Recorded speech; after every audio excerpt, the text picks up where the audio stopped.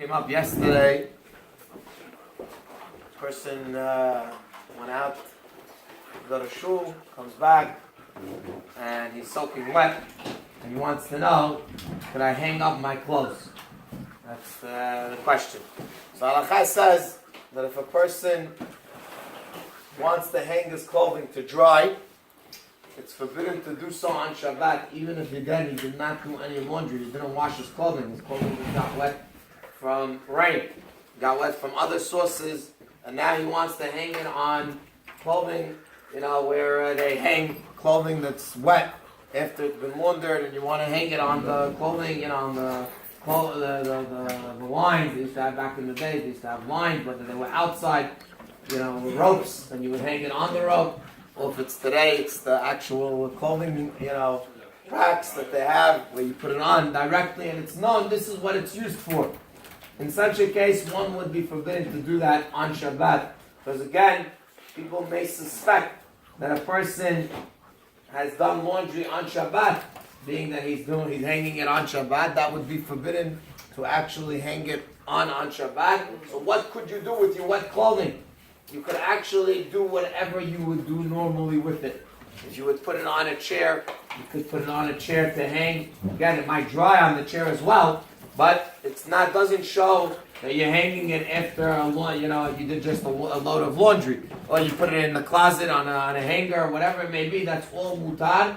There is no problem whatsoever. Again, that would be totally okay. However, to hang it in a place where it is used for, again, that you usually hang clothing after it's laundered, that would be asur, as again, it looks like as if you just did laundry on Shabbat, and that's forbidden. What about if I had clothing that were there from before Shabbat, and I want to take clothing off of that on Shabbat? So Halakha says that if the clothing was there before Shabbat, one is allowed to take it off on Shabbat. You had it, you did laundry on Friday, Thursday, and you put it on, you hung it up to dry, and now it's Shabbat, and you want to take something, you want to take a shirt to wear, even if it wasn't 100% dry before Shabbat, you're allowed to take it off of that, whatever it may be that it was put on.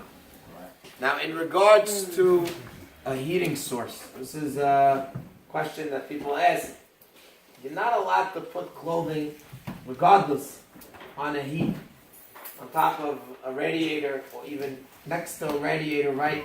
Close enough that it actually will dry it, very quickly.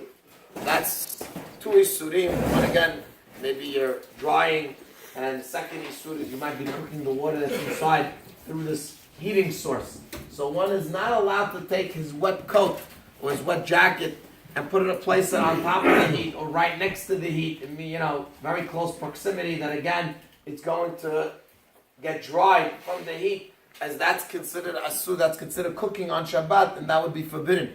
However, again, if a person put it on a chair nearby, and it's automatically going to, because it's inside the room, and the room is heated and whatever, so obviously, because it's inside the room, it's going to get dry eventually. After time, it's going to take whatever it may be, a few hours, and it will be dry.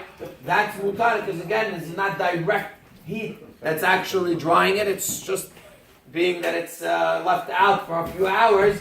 Obviously, it's going to dry after a certain amount of time. That's not a problem. However, putting it in close proximity, even if it's not directly on the heat, if it's close enough that the heat is being fed into it's drying out the clothing or whatever it may be that you put there, that would be asur, and one would not be allowed to put it near the heat, again, to dry out after it rained.